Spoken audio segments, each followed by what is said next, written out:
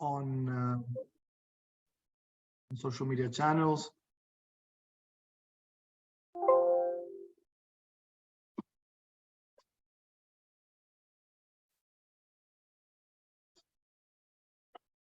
Excellent. So I can see some people connecting already. It's about 50, 60. Wow, it's coming in fast. So it's going to be a very popular session today. For those that are connecting, well, I can see that we're also live on our Facebook channels and our social media channels. And we will give it a couple of minutes to let everyone come in. Alan and Sunita, thank you so much. I will do some formal introductions, but good morning. We were just chatting before getting started, and we're warming up for getting this session on the road.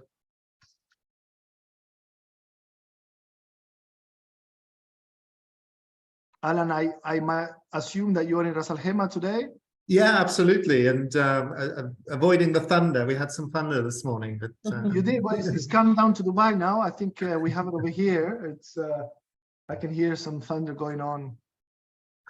But no, it's glorious here, and it's lovely to be able to get out and about in Ras Al Khaimah at this time of year when you can still enjoy the temperatures. It's lovely. Absolutely. And Sunita, you're in Dubai, right?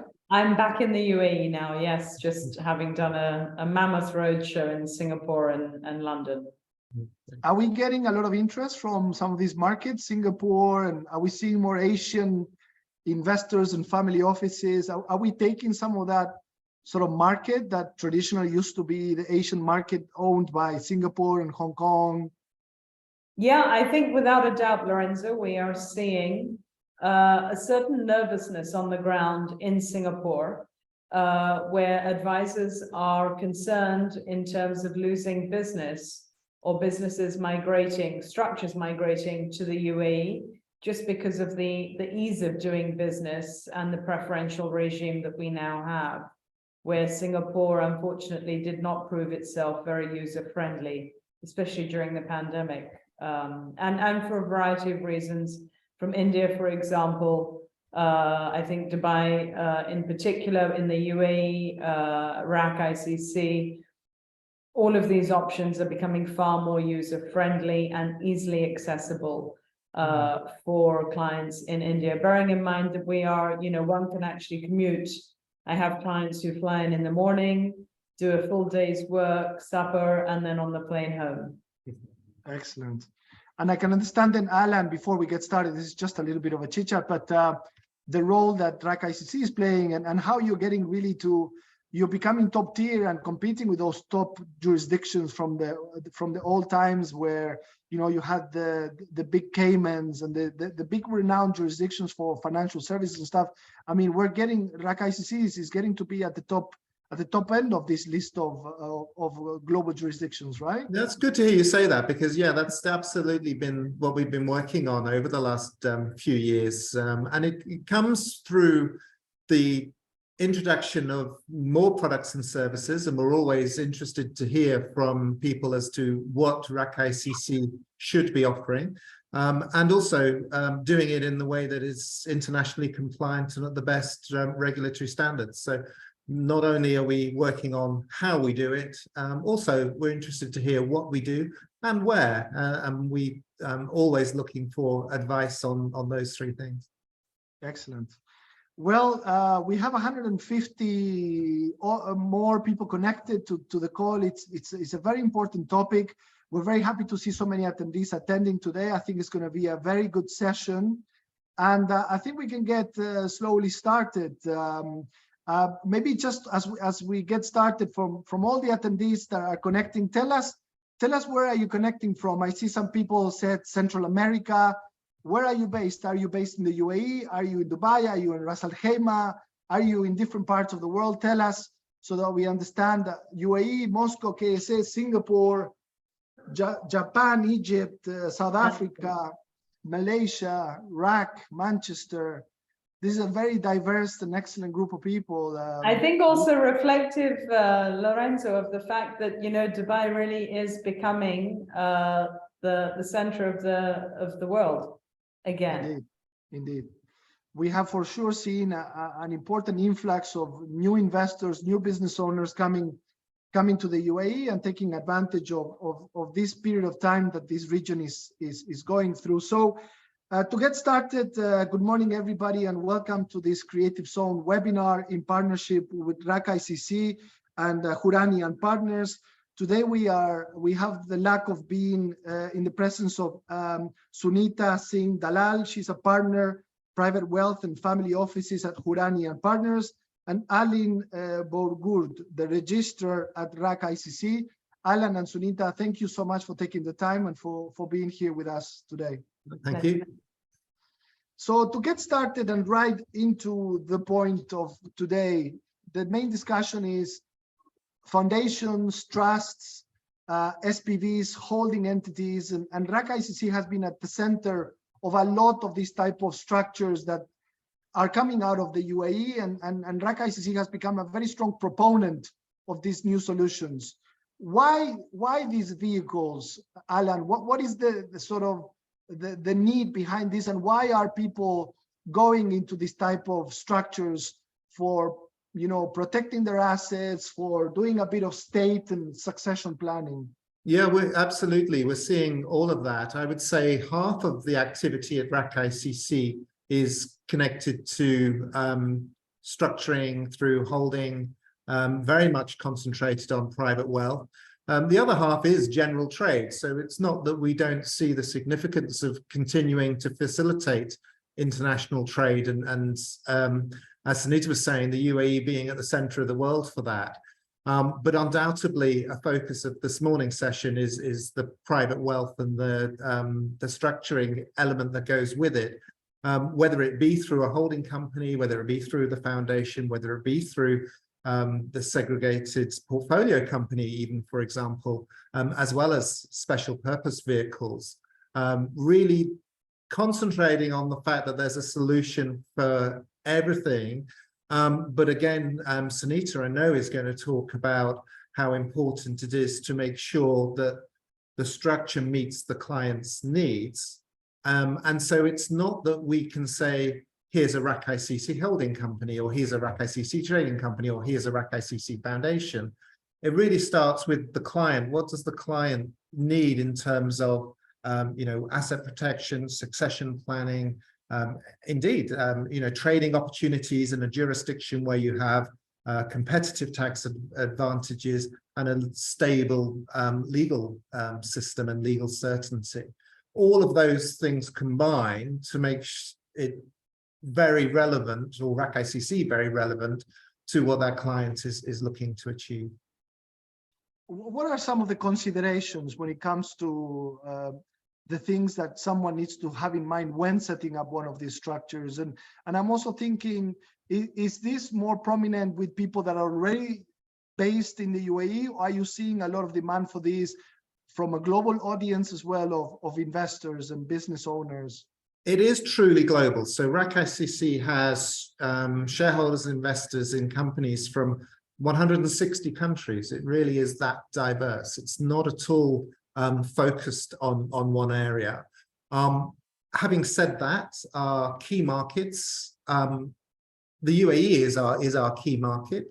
The next most significant market, and you won't be surprised, both in terms of geography and population, is India. And then we jump to Northern Europe in terms of where the business is coming from. But also, that's not to rule out, you know, South America, your own roots, truly global. And of course, Sunita was just explaining how much activity there is with the Far East now too. Excellent. Well, Sunita, you have a wealth of advice on this type of structures through the work that you do. Tell us a little bit about your experience with dealing with clients that are looking for this type of structures. What are some of the considerations? What is the need that people are, or the reasons of why people are using this type of structures? Thanks, Lorenzo. Good morning and good afternoon to all of you, and good evening for those of you in the Far East. Thank you, first of all, for joining us. I think the biggest thing to remember at all times is that there's never going to be a one-size-fits-all solution. And as advisors, it's incredibly important for you, i.e. those of you in the audience today, to work in collaboration with experts such as myself and my colleagues here at Hourani to prepare a solution that meets the needs of each individual client. And every client will have different objectives. There have been some similarities that have caused a huge uptake in clients addressing succession planning needs. Some people say to me, but what does that mean? In a nutshell, I think what we learned during the pandemic were a couple of things, and the key takeaways would have been that if one has not properly protected assets, taken ownership of companies out of individual names, and segregated ownership of business and the operation of business, then you are actually creating a more vulnerable structure that is likely to be disrupted when we have unforeseen events such as the pandemic. There was a lot of interruption to business. A lot of businesses came to standstill. People were unable and incapacitated and unable to take business decisions. And that caused tremendous, as I said, vulnerability, and in some cases affected the performances of various businesses. By transferring the ownership into a structure that continues to exist no matter what, no matter who comes and joins the family, if we're talking about family businesses, or no matter who is able to participate in the day-to-day execution of business decisions. That is really what clients are now looking for. Coupled with, of course, as we mentioned earlier on, asset protection. And what does that mean? So again, the importance of segregating different types of asset classes and activities so that one remains independent of the other. If something goes wrong at one end of the spectrum, it doesn't have a knock-on adverse effect to the others. And the beauty of RAK ICC, as you mentioned, Lorenzo, and as Alan was mentioning, there is an entire assortment of tools in the toolkit that we would then look to create something viable depending on what the client's needs are. Indeed. Maybe at this stage, we could try to go a little bit deeper on the differences between a foundation, a holding entity. At what stage could an investor consider a foundation being the right sort of structure, a holding entity, and what are the purposes of each of these structures, Sunita? Sure. A holding entity, again, is a corporate consolidation vehicle that allows business activities to be consolidated, as we know. And there are extreme efficiencies and advantages of using holding entities. We are finding, in terms of practice, a lot of international companies now looking to move to this jurisdiction for ease of doing businesses, to relocate or to establish a holding entity. There are still tax efficiencies. We have transparency and international banking standards that everybody follows. We have common law and English law options that the RAK ICC can offer in terms of giving investors confidence when you're transacting and doing business. That's all at an operational business level, and you're able to carry out your business in a world-class environment with a greater degree of flexibility. Now, above the holding company, when we're looking at the ownership of the holding company, that's when a foundation comes into the equation. Why? Because if at the end of the day, the shares of the holding company are still held, for example, in the name of individual persons or family members or groups of people, that means you are still creating a vulnerable situation at the holding company and everything that sits under the holding company. If you still hold assets in your own name, you may be sitting in Argentina, you may be sitting in Japan, in Moscow, in India, in Pakistan, wherever it may be, in Europe. If something happens to you and you are unable to take decisions, or there is an unexpected incapacity event, the question is, what happens? And that is where it's incredibly important to depersonalize the ownership of your assets by putting it in a structure that will continue for at least 100 years, depending on what the activities of the structure are designed to do. And no matter who comes and goes, at that level, at the top of it, and we'll move on to maybe a bigger picture slide to put it into perspective, if you like. If the tech team just put it on the screen, I'll quickly talk you through to put it into perspective as to why a foundation is actually quite useful. This is something that, if you look, we've got a RAK in the middle of the slide. You've got something that's called a RAK ICC holding company.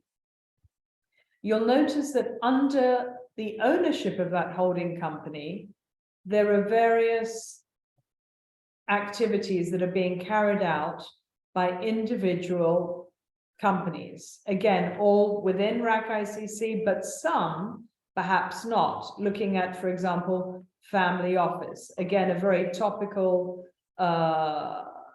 conversation point at the moment, especially for clients based in India and the Far East, or moving from the Far East, where they would like a family office to actually manage and execute various investment decisions and activities on behalf of that family.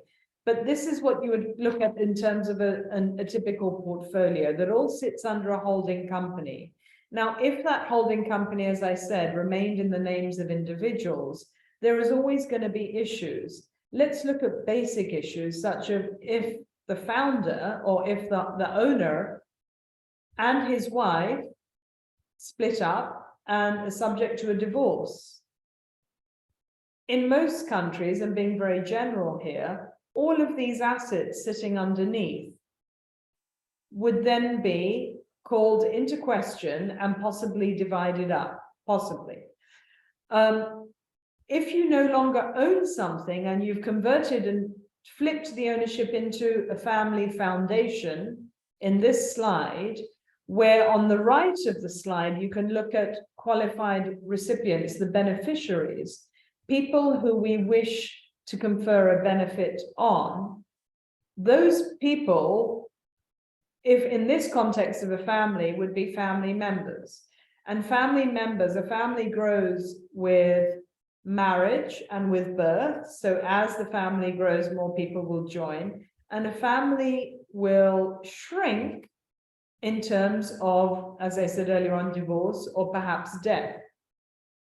But that group continues to exist until possibly there's no one left in the group, regardless of who comes. So even if there is a death that occurs in the family, normally what happens is if somebody has a will, you then run across to the courts and you start a process. And that process, before assets can be transferred to who the owner originally wanted to transfer the assets to, I leave this to my son, to my daughter, whoever, that can take up to 12 months. And again, is incredibly disruptive to operational businesses at the bottom of that slide there. But if you look at a foundation, the foundation then consolidates the ownership. It consolidates all those streams of wealth and income at one level in the foundation, and that continues. It can continue for almost 100 years. And who runs the foundation? Once you've created the foundation, the founder can indeed remain in the picture. And again, this is all dependent on tax and legal advice. There's no one structure that fits all, because there will be issues of central control and management, POEM, place of effective management. You have a council who acts like a board of directors who will continue to run and administer and govern. And in some situations, we can have somebody who sits outside of the council, who's called the guardian, who acts as a protector or a policeman to make sure that what we've said the foundation must continue to do will, and they take decisions and respect the laws that have been put in place for that foundation. income can be consolidated, income can be distributed, your bylaws, the people you choose to benefit, all of these aspects can be updated frequently and should be almost on a yearly basis. So the family comes back together and understands whether it's still working for the desired purpose. I think somebody just raised a question about Sharia law. Without boring everybody here today, let me just explain a couple of things. Sharia law, Sharia is a way of life, first and foremost, for those of the Islamic faith, and especially here in the GCC. But it only applies to people, as I said, who are of the Islamic faith, all right? Now, Sharia law, just like the Hindu undivided family, just like French and Italian legal systems, is a fixed form of distribution of wealth within the family system that only kicks in when somebody passes away. And it only applies to what that person owned at the time of their death. Okay, it's very, very key to appreciate. Now, if, as I said earlier on, you have transferred your ownership and depersonalized the ownership of assets, then at the time of death, the fixed proportions, if one is following Sharia law, only apply to what you still own in your name at the time that you passed away. Okay, now there are lots of questions popping up on the screen. I don't want to distract from Sharia, but what I will say is that please get in touch separately, or maybe we could do a separate session on the interplay between both. But the biggest takeaway for today, from a RAK ICC perspective, from a wealth management perspective, is that if you have depersonalized the ownership, so you don't own it in your own name anymore, that is one of the biggest advantages of undergoing estate and succession planning, because you are creating a lifetime arrangement with the consultation of all the family members. And if it's done in the correct way, it provides the modern Arab family and non-Arab family a very equitable and fair distribution and solution in terms of wealth. Excellent. I'd like to also ask you, but before I do that, I'm going to jump back to Alan, but maybe to start organizing your thoughts. And I see we might have a lot of people asking themselves this question, which is, how do we go about the transferring of ownership of a lot of these assets that you have in the bottom layer? Once the foundation is set up, how do we go about transferring ownership of all these assets and properties and investments onto the name of the foundation itself, or the holding entity that is then owned by the foundation? But before I let you answer that, let me jump back to Alan and say, Alan, then again, with this in line and in this regard, why RAK ICC? What are the main benefits or incentives that RAK ICC is providing to international investors seeking such structure? And the key question is here, is this something that is applicable from RAK ICC worldwide? Can investors take ownership of a lot of their assets around the world and put them under their RAK ICC holding entity, and thus also owned by a foundation? Yeah, absolutely, truly global. So we know that foundations and RAK ICC companies can own assets in the UAE and outside of the UAE. There's absolutely no restriction on it. Of course, we don't know whether there are certain restrictions in, the foreign jurisdictions. So whether the land registry in Italy will accept a foundation, that's not something I could answer specifically. And so Sunita's absolutely right. You have to do the research and get the advice on that. But from RAK ICC's perspective, absolutely, we've seen RAK ICC foundations truly owning assets around the world, yes. What do we need to have in mind from a compliance and regulation point of view, reporting of these type of entities? What are the basic requirements that we're talking about now that there's been a new set of initiatives in regards to improving the UAE's position in the world lists of regulatory frameworks being established. Absolutely, yeah, that's right. And so the answer is it's a risk-based approach. So I can't give you a very simple answer that says, you know, tick these boxes. Of course, it's the passports, it's the utility bill. So we need to know who you are, where you are. Thereafter, the purpose of the foundation. So what's the foundation going to be doing? And even for companies as well. So it's who you are, where you are, and what you're going to be doing that are important. And from RAK ICC's perspective, it's everything that you would expect to need to know to be able to open a bank account anyway. So we're not asking for anything that you wouldn't have to be thinking about. And as the registered agent, you wouldn't need to know before you decided to take on a client anyway, because RAK ICC's AML, CFT, financial crime obligations are pretty much exactly the same as yours as a registered agent. So it's going to be all of those things. So we may come back asking for source of wealth. I mean, definitely on a foundation, you know, they are treated as higher risk in as much as, you know, you're talking about significant value going into these foundations. So of course we need to know where the assets have come from. And so source of wealth, source of funds, and activity. So a business plan. I mean, I don't know whether you have a business plan for a foundation. You know what I'm saying. It's the plan for the foundation, its purpose, details of its purpose. That's all very important to us.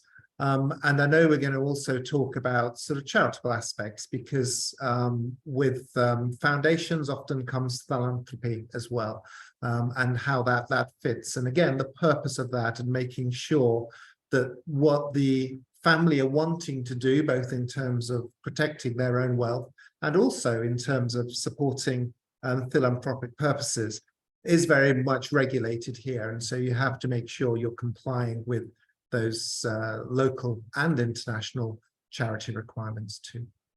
You talked about banking. How is banking being fixed around this type of structures? Well, thankfully, the banks, you know, the banks have become very aware of foundations. They see the benefits of them. They understand the purpose and the structure now.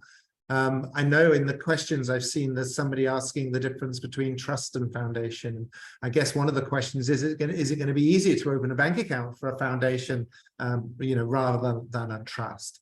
And I would say that on banking, the key thing is relationship. So it's really important that your corporate service provider has a good relationship with the banks that are opening, you know, accounts for foundations. And I see the corporate service provider having a key role in being able to demonstrate the importance of that. Excellent. So Sunita, back to you. I see a few good questions coming up. We're getting questions on corporate tax coming out now in June. But on that topic of the transfer of ownership, we left behind from the previous question. What can we explain on this? In terms of, sorry, Lorenzo, you're just on mute.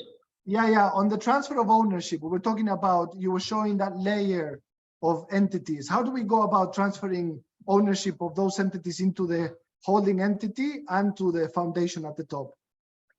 So when clients are, you know, brought along either with the service provider or referred directly, there are a few key questions that are very helpful for us to firstly understand, because what we mustn't do is just say, great, let's go and do this, transfer everything into a structure without looking at potential adverse effects.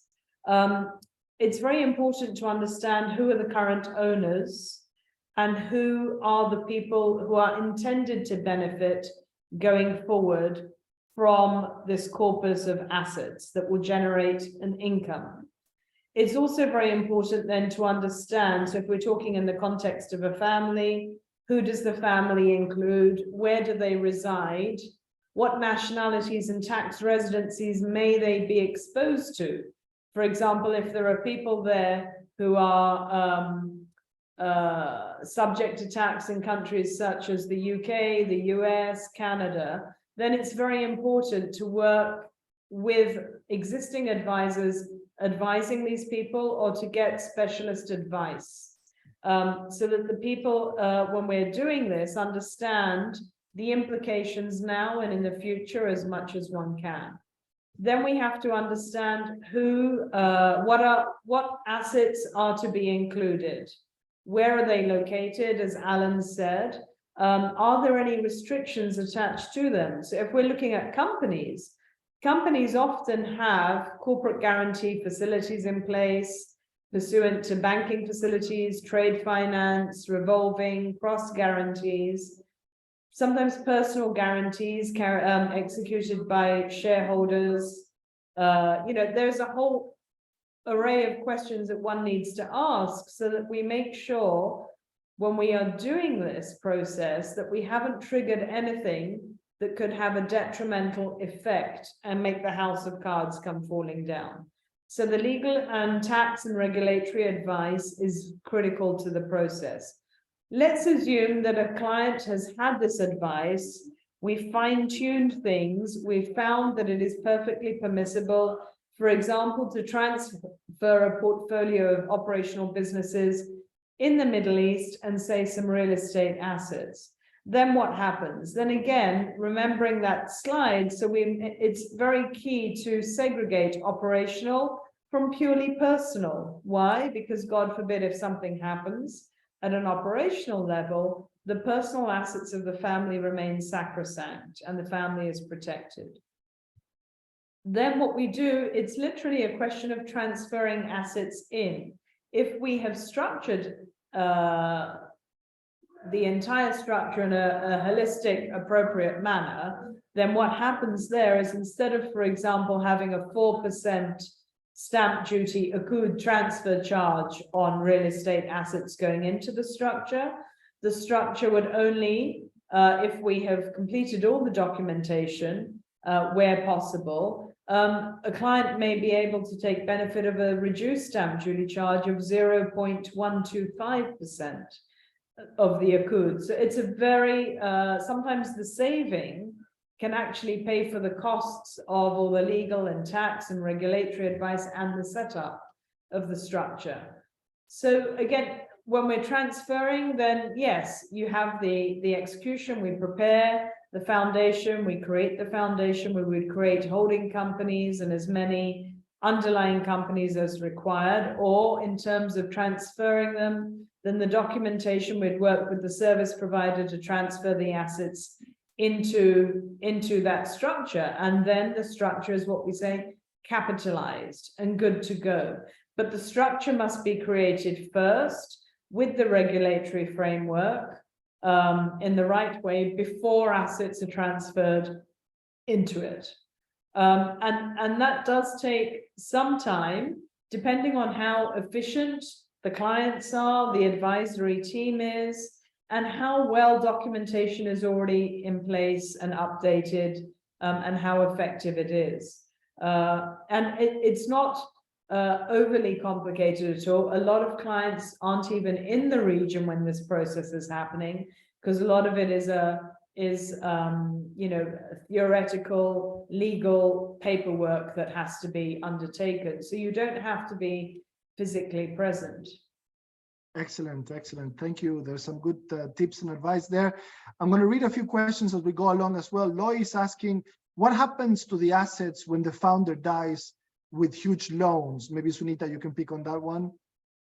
That's a very interesting question, because as I said earlier on, if there are existing in debt structures in place, if there are loans in place, then what you mustn't be doing is be seen to be telling your clients, let's transfer everything into a foundation and when you die, everything gets cancelled. That's not the case. Why? Because going back to what I was saying earlier, before you carry out a transfer of assets, you need consent.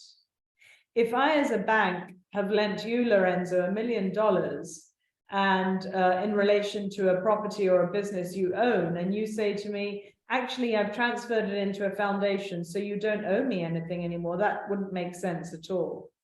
So the whole point is to ensure that we've worked in collaboration with existing debt providers, with business partners, like I said, not to create or trigger a material change. If one of the operational companies might be a trading company or might be a shipping company, and again, there are trade finance and debt facilities in place, or clauses in certain supply contracts that will have material change of ownership clauses in there, then it is really important to look at those clauses first and to consult and give people a heads up in advance that this is what we're proposing to do, so that they have been consulted and so that nobody is found to be in breach of those contracts. So as I said, depending on what the underlying business is, there is sometimes a lot of due diligence that needs to be looked at, but it is worth it because when somebody passes away, the operational businesses remain uninterrupted. Excellent. Maybe another one, Alan, in this case, is it possible to appoint a legal entity as beneficiary of the foundation?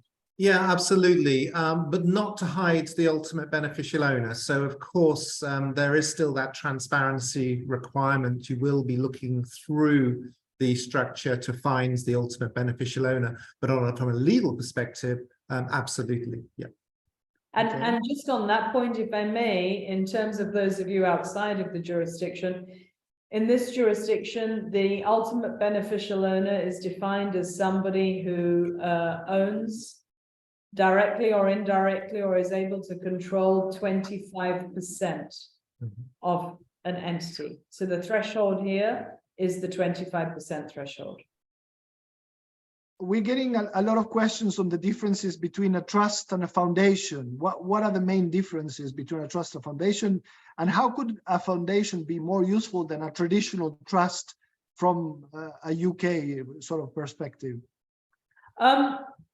More often than not, and I've just come back from the International Bar Association and a Cambridge Forum in Singapore, what's very clear is people are very comfortable and familiar with the trust concept.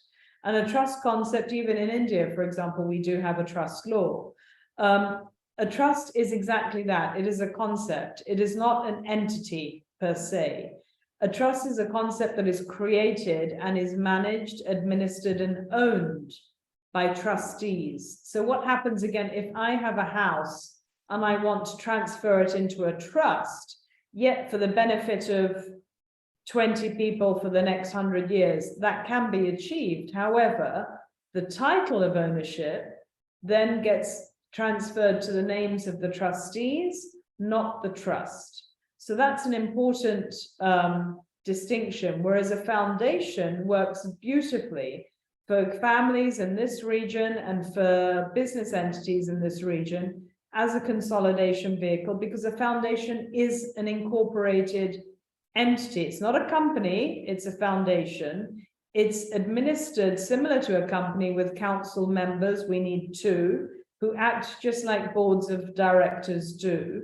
And a foundation has limited liability because the liability of the council members is to the foundation only, not to the beneficiaries who might receive a benefit from the foundation. So there are important distinctions there to be drawn. A foundation is primarily a civil law concept, and when we were preparing the foundation laws for the UAE, what we did is we looked at all the foundation laws that existed throughout the world, and we created a hybrid structure based on what we knew would be the most appropriate structure for the people that use the UAE as a jurisdiction. Excellent. Well, we have Akrita saying, I would like to understand more on the setup of foundation costs, processes, documents, requirements, etc. Maybe I'll ask my tech team now to include, we have a landing page for anybody that would like to learn more information about the steps, the processes, the costs.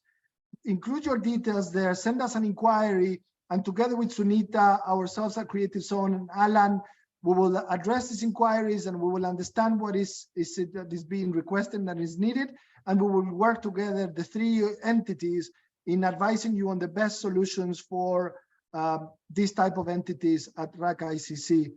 Alan, we were also mentioning about charitable foundations. I think people need to understand what are these vehicles, what are the differences between the type of foundations that we were just mentioning and charitable foundations per se. Yeah, absolutely, because I think people are used to seeing the term foundation used, particularly in the United States of America, where they're very big charities. We've also seen an increase in the use of foundations globally for, work in Africa, for example. People are setting up foundations to do charitable work there.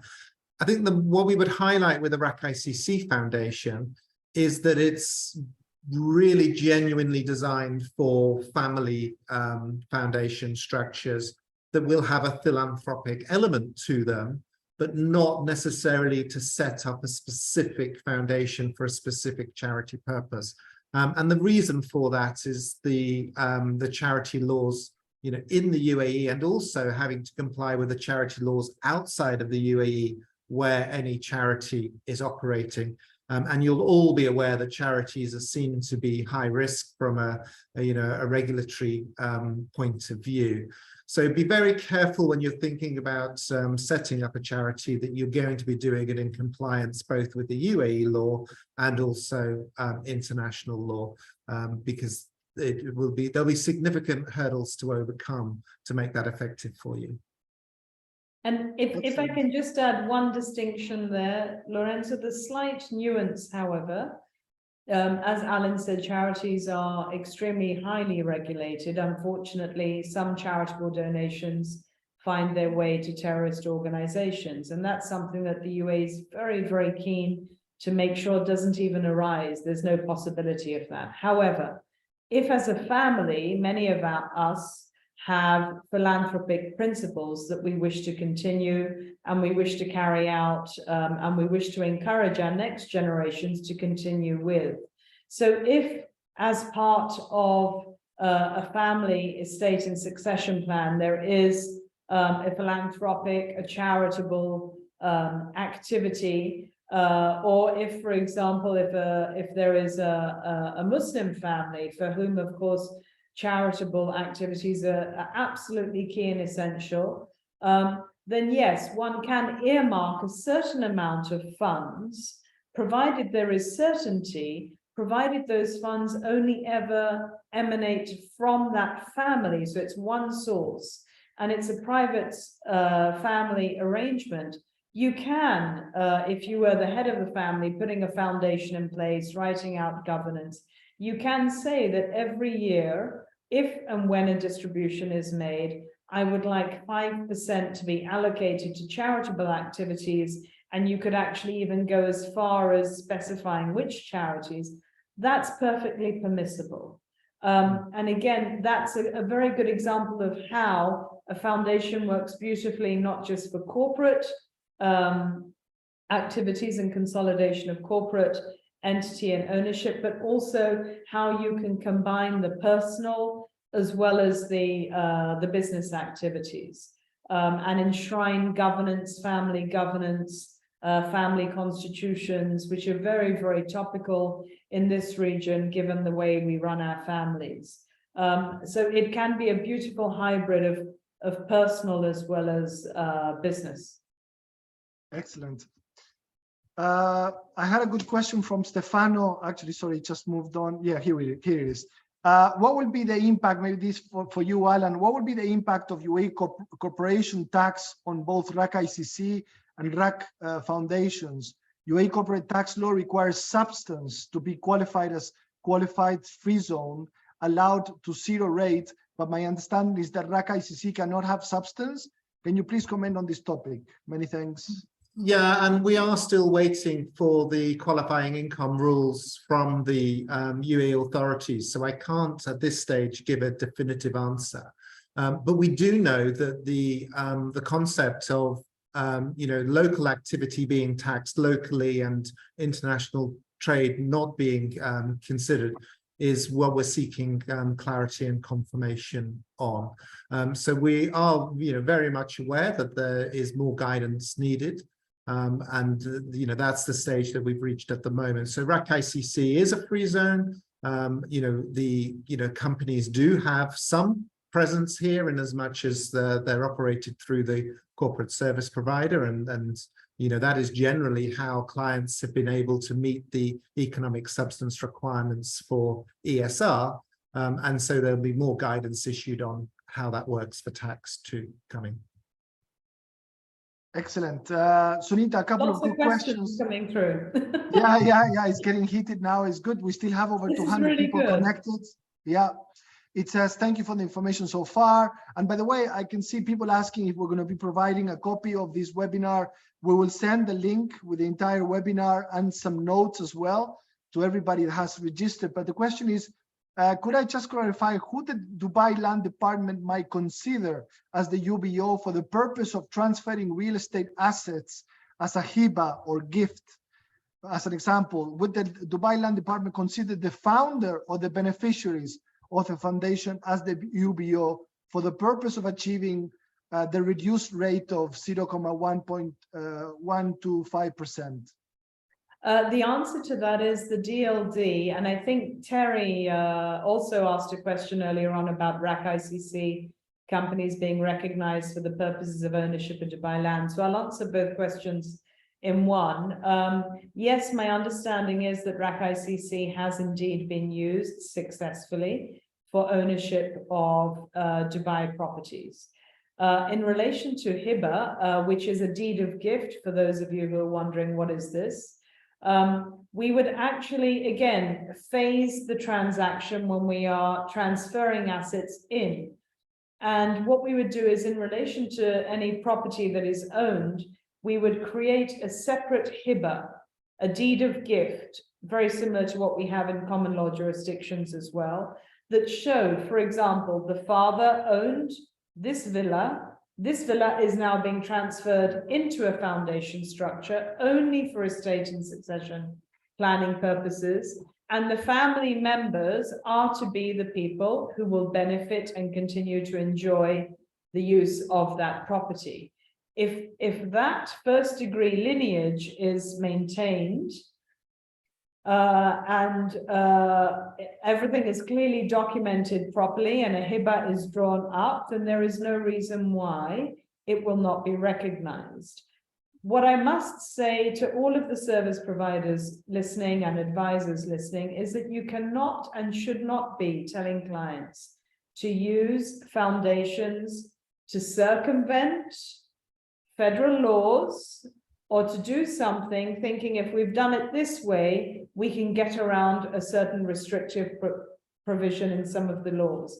That is not the case. However, again, coming back to the basics, if we understand what are the objectives, as advisors, we create structures in certain ways, perhaps introducing the participation of certain family members or restricting the participation of certain family members to make sure that those objectives are met. Excellent. Alan, maybe Josie is asking, are there any restrictions on who can take part in the foundation? Can members from different families come together to form a foundation? Yeah, absolutely. And I mean, again, obviously that introduces complexity, and you're going to want a council that is working towards common objectives. So it's important to ensure that the families, when they're looking to establish that, have a clear purpose in mind. Always useful, as Sunita said before, to have a guardian that's the policeman of it as well, and make sure that the council are running in accordance with the wishes of the founders and delivering what the founders' purpose was in establishment. Inevitably, if you're adding that structure, you'll be adding complexity. And so I would just say go in with your eyes wide open, because I think we can all imagine the sorts of issues that might lead to in the future. Well, Bill is asking RAK ICC if would RAK ICC be introducing a funds regime to its product offering? No, not specifically, because we're not a financial services center, and it's important to realize that distinction between DIFC and ADGM. Having said that, RAK ICC products can be used within those structures. We're looking at giving more clarity and better advice on how that all works together, because there are definitely opportunities for RAK ICC to play a part. But no, we're not a regulated financial services center. It was recently. So can I Yeah. just say there's a few questions popping up about banking. Yeah. And how easy are these structures to be banked, frankly? Because yes, I think all of us agree, as service providers, advisors, users, etc., and as the regulatory authority, that banking is becoming more complex, but there are good rationale to that. Again, to summarize, I've just come back from Singapore and London, two very diverse, but yet very similar, highly regulated jurisdictions. And one of the things I was doing out there was actually teaching some of the banks who advise clients in this region and bank clients in this region what foundations are. And the purpose of doing that is if banks understand what foundations are meant to be and should be doing, it enables them to bank them without asking 1,000 questions, basically, and doing so efficiently as they should. And I can say very confidently that banks do understand what foundations are, and foundations are indeed bankable structures. Mm-hmm. Are there any restricted nationalities, Alan, when it comes to setting up foundations in RAK ICC? No, obviously we fall under sanctions regimes, and so of course, sanctions compliance is an absolute priority. But beyond that, no prohibited nationalities beyond sanction restrictions. A little bit outside of the scope of this webinar, but recently RAK was in the news in announcing the RAK Digital Assets Oasis licenses. Is this something that is falling also under RAK ICC?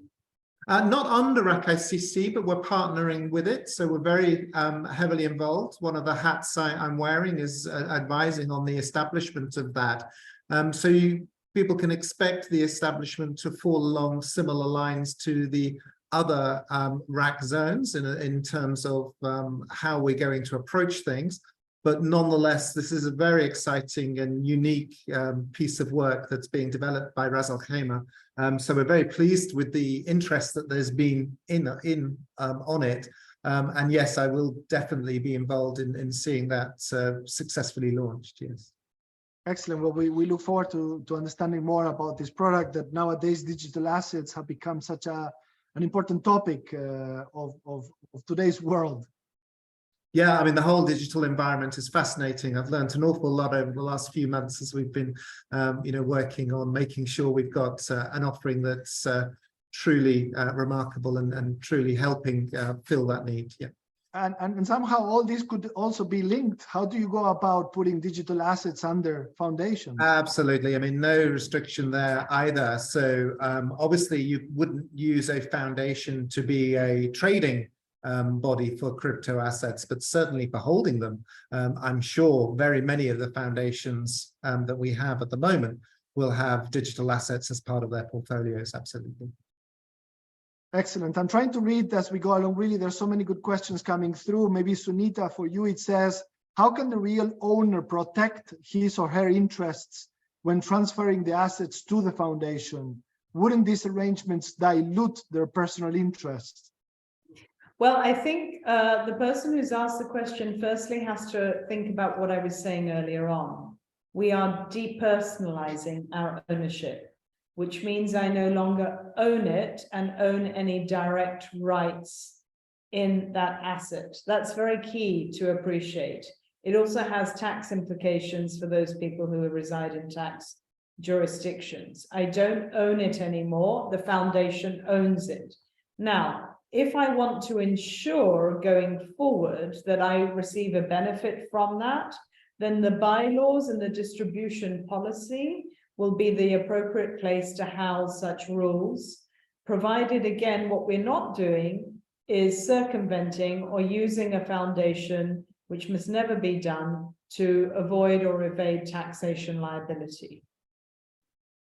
So you can continue to take the benefit from operational assets. You can continue to enjoy assets such as real estate assets or high valued assets, aircraft, etc., but you won't own them directly. Excellent. Well, I would like to again ask our tech team to put the link of this landing page for anybody that would like to learn more information about foundations, SPVs, holding entities at RAK ICC. Please fill in this form. Let us know your requirements, your interest, and we will get back to you together with Sunita, myself, or our team, and Alan's team. We will reach out and address all these consultations. We have also somebody on the chat function writing, an American company, saying they would like to explore on how they can come and set foot in the UAE. We're definitely seeing a lot of interest from around the world, investors and business owners that are considering the UAE as their new hub and new place for them to set up. I think we're slowly getting to the end of today's session. We have another 5 minutes left. Maybe to round things up, Sunita and Alan, I'll start with you, Alan. What would be your final sort of thoughts and comments for today's session? What should people have in mind? And maybe one thing that we didn't cover, what are the next steps? How long could this take? I know it will depend in case by case, but what are we talking about? A foundation could be set up in days, weeks, months? It's definitely days. It's not weeks and months, although I think the main takeaway for me for people is don't think of a foundation as an off-the-shelf product that you're just going to pick up and pay a few dollars for. It's much more than that. It needs a lot of consideration, research, and advice. Once you've had all of that research and advice, the actual process to set up the foundation is very straightforward. The registered agent has an online portal. They simply provide us with all the details about the founder, the council members, the beneficiary owner, the purpose of it. And we will conduct enhanced due diligence on it. So we do know that there is going to be some scrutiny over the paperwork that's provided. That takes a little while. But it is days rather than weeks or months, absolutely. Excellent. Sunita, your final thoughts for today? I think final thoughts for today, given the audience that we're talking with, are to understand, like I said, ask questions, speak to the clients. What are their objectives? What you mustn't do is say, yes, a one size fits all, we can achieve this, this, this, this. It has to be a collaborative approach. If you engage with us as advisors at an early stage, we can handhold you through the questions that you need to be asking your clients. We can handhold you through the process of obtaining cross-jurisdictional tax, legal, and regulatory advice, so that you're not creating a structure that actually is far more detrimental to the client and their family, not just for now, because as I said, this is a long-term proposition. This is a structure that may exist for at least 100 years.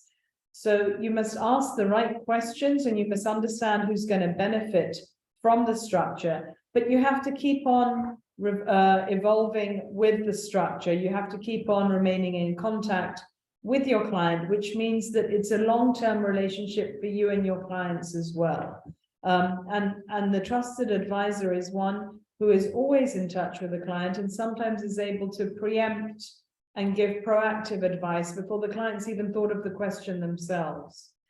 So engagement collaboratively is really the only way to guarantee a successful outcome for clients. Excellent. Well, Sunita and Alan, thank you so much for today. For all the attendees, we had over 200 people connected on this session. I see a lot of good feedback, a lot of good questions. We will be sending a recording of this session. Our team has been providing the links of Sunita, myself, and Alan on our LinkedIn pages. Please reach out to us if you would like to learn more about any of this. And once again, Alan and Sunita, thank you so much for taking the time and for being here with us. Thank you. We really appreciate the team sorting this out. Thank you. So much. Fantastic. Thank you, everybody. Thank you to all the attendees, and we'll see you in the next one. Great. Thank you. Bye-bye. See you all.